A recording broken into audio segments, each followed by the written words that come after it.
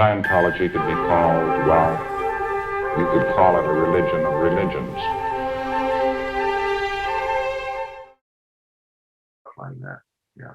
Yeah, this lady was saying that, I'm trying to remember.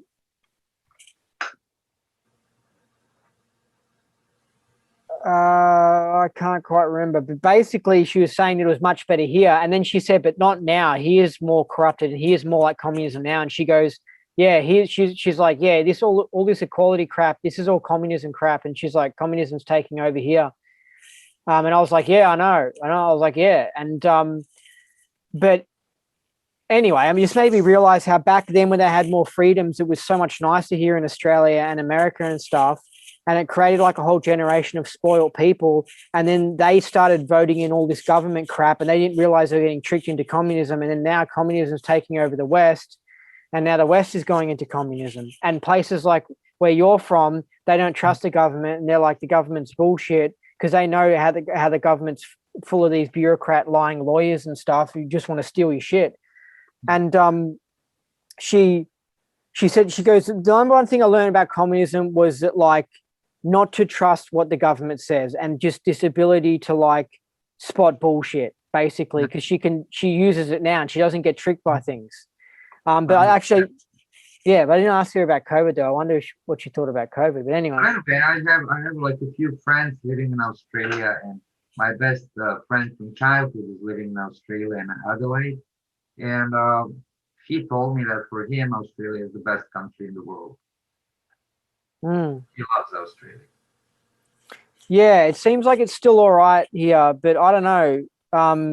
When I spoke to the lady, she goes, Australia is so good. But then I pressed her on that, on how good Australia was. And then she ended up saying Australia was so good when I came here, because she came here from a communist country back around 1970. And the difference was like so striking. And she was like, whoa, whoa. And I spoke to another guy who was an Italian who probably came here again around 1970. And his impression was Australia was so good, but it could be because he's coming from these other places. And then his initial impression when he first stepped into this country and started living here was like, whoa, this is good. But that was the old Australia, you know?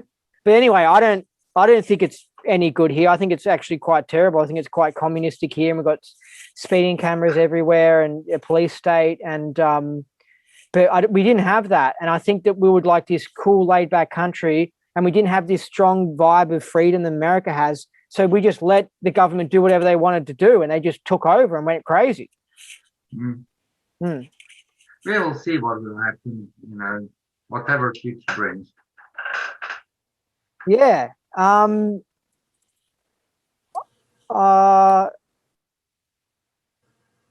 There's not much more I want to ask you about, really. If you want, is it okay if I make a little announcement for the Clearing Academy? Yeah. Yeah, well, anybody who's interested can actually, you'll be able to visit our website very soon. You know, it will be on, I hope, by the end of this month, and it's simply clearingacademy.org. Okay. And what we will offer there will be actually a range of courses in different tiers, you know, from a tier with basic courses for those who want to get introduced to Scientology and with clearing technology in general. And what languages? And it's all in English. Okay. It's all in English. And also intermediate and advanced tiers where people can actually learn the auditing technology and how to apply it. Our emphasis is on academy levels, and we want to train auditors. You know, that's our primary desire, you know, our primary goal, to train people to apply this technology. So I'm really inviting anybody who's interested to visit the site and get in contact. And I don't know, maybe we have a little bit different angle or different slant on whole that world of Scientology, you know, from many independent groups. But at the same time, we are very pro standard tech. You know, we do not change the principles. We do not meddle with the axioms upon which that technology is based. So our training and our services is very standard tech. Yeah. Yeah. So you don't use the miscavages like No, editing of the no. text. Our check sheets and core specs we use, they're all mostly, prior to 1980, 81. Mm. Our academy level check sheets are usually 1976, 1978. Mm. Yeah. Cool. Cool. And we have some people there with us who are very experienced old timers with Scientology. It's not like that all of us are, I would say, on the same level. We have some very very experienced Scientologists helping us. We have also some new people who are just starting learning. It's very kind of mixed group. So it's an online course room and you sign up and then you can do the courses over the computer and over video calls. That's right. That's right. And you can get your checkouts and do your clay demos and other standard study tech things via the camera and online, and get standard supervision and learn. Mm. Cool. And if someone wanted to get audited by you, like, do you charge like an hourly rate or something, or what? I negotiate that according to one's financial situation, according to one's financial abilities. I'm asking for some exchange, and it's basically exchange for my time. I don't know to put the price on this knowledge. I don't know how to put price on that, but I can put some price on my personal time, which I use to spend some time with you, in auditing. And how much I would charge that, it really depends from person to person. And that's really that. But I would say it probably goes to average of about $40-50 per hour, not more. Yeah, so it's pretty affordable. It is, and I strongly believe that this tax should be available to people, that it should be affordable.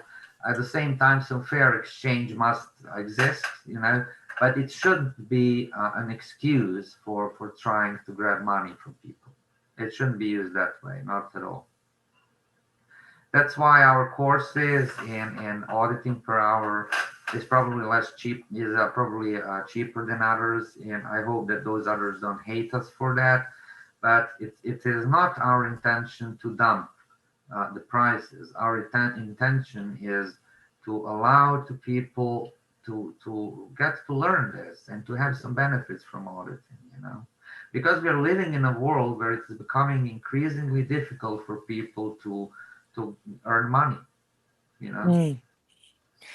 Wow, yeah, you sure said it with COVID and stuff. I mean, people's businesses, so many of them have gone bankrupt. It's pretty crazy. Is that what you're having where you're from? Can you repeat? In Serbia, are you seeing businesses close down?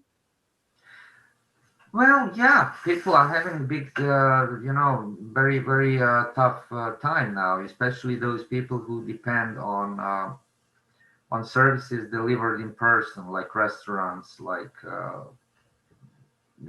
places where you have to go to get some service, and so you must have personal physical contact, with the repairman or the waiter or I don't know, whatever. And those kinds of businesses are really impacted heavily. Those who mostly work like from office, office kind of work, or trade over internet or something like that, they do fine. But those who teach or give classes or have some, run hotels or motels or whatever, it's really a tough time for them. Musicians also, and artists, people who have to who live off their concerts, for instance, they're also in big trouble. Yeah, and we've now got when COVID first started, they issued like renters, like they didn't have to pay their bills or something like that, but that's run out now. And then the government gave out loans to help people, and now they're calling those loans in. And then the government gave out money to businesses to help them, and they've cancelled that. So not only was there bankruptcies in the first year, even though they did these things to try and stop it, now we're having a whole new wave of bankruptcies because they've cut these other things.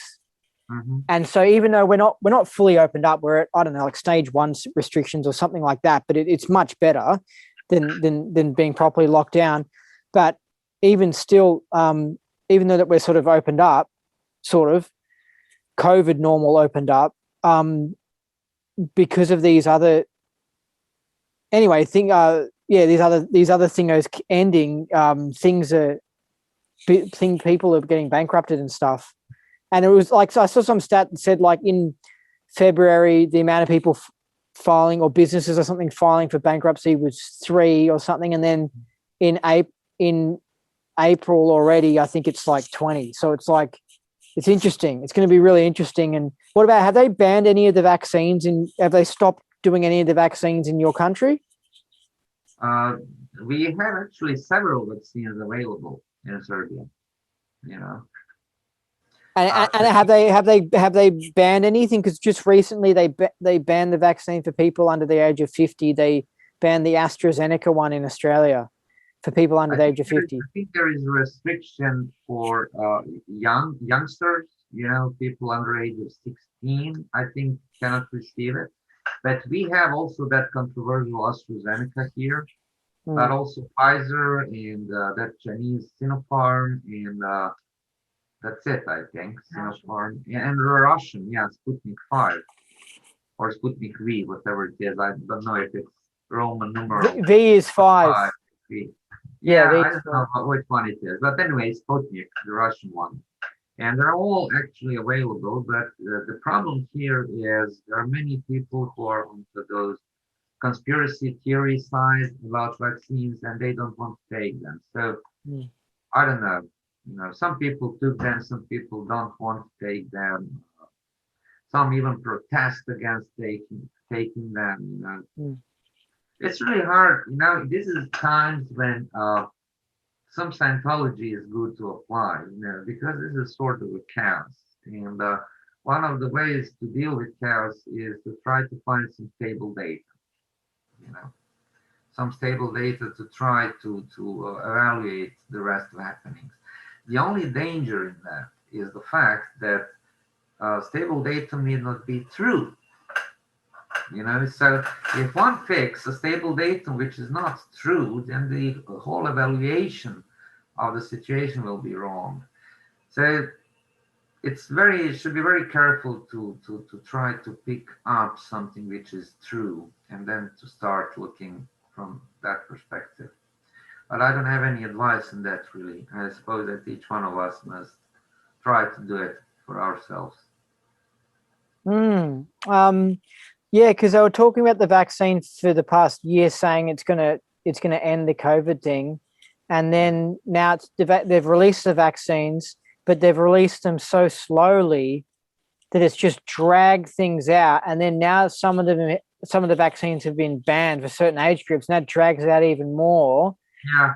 And then they're even possibly suggesting it's not going to work on certain strains. So it's just like, it's almost like, nah, we've got the vaccine, but nah, COVID's not ending. Who knows what is going on and how long this will last? I definitely don't know. It's pretty wild, because when they just recently in Australia, when they banned the AstraZeneca for under 50s, they in the news report they said at the same time, so there could be more lockdowns and things are going to get extended. And it's just like, oh my god. Yeah. Oh man, I remember when this first became a serious thing in March last year. I was like, you know, thinking, just, you know, a few weeks or something like that, and it's just like, oh my god. Very, very strange times. I was talking recently to one dear friend who is a yoga teacher, you know, and he's really very, very advanced practitioner of yoga. And he also did a little bit of the Scientology clearing test. You know, he got audited, and he also does some sessions with others and so on. And he did not have any answer really for the situation, but he said something like, you know, when you are on a co-auditing intensive, you know, and you have to do sessions, that things start happening, being wild somewhere around the room, you know, for instance, in the kitchen where the cooks are preparing lunch for the people who are in the auditing room, you know, doing co-auditing together as a group. Suddenly a fire starts or something, you know. You wouldn't stop your session. You know, the supervisors or the staff, they would deal with the situation. You would just continue with your session, you know. And he said, when we look at the situation in the world today, you know, it's pretty much like a fire in a kitchen, you know.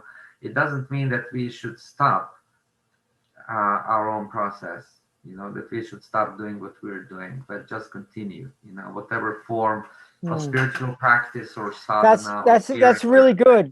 That's really good advice. That's what I kind of think, because I thought about things and what I was planning on doing, and I'm like, hold on a second, I'm pretty much going to be doing what I would have done if COVID never happened anyway. Yeah. You know, I'm pretty much just doing my own thing, and I'm going to do what I want to do, you know, career-wise and stuff like that. It might have put a little bit of a delay on things, but that's all it might have done, you know? I think if we use this as an excuse to stop doing what we do or introduce some change into what we are doing, we will be, as it's called in Scientology, Q&A, you know, with the situation, you know. We shouldn't allow that. Let's just continue doing what we do and what we would be doing anyway, you know. Yeah, it kind of reminds me of if there is a person bullying us, the best thing to do is just ignore it and just continue doing what you want to do, and don't let them get away with it by giving it attention. Yeah, I agree. Cool. So how, if people want to get services from you, do they go to your Facebook or what? They should go to the website, theclearingacademy.org, and they can contact us through that. And on the website, it's still not on, all right? It will be by the end of this month. But there is like a full explanation of what Clearing Academy is and what programs we offer and how they can enroll. You know. So it will be very approachable, really. You know.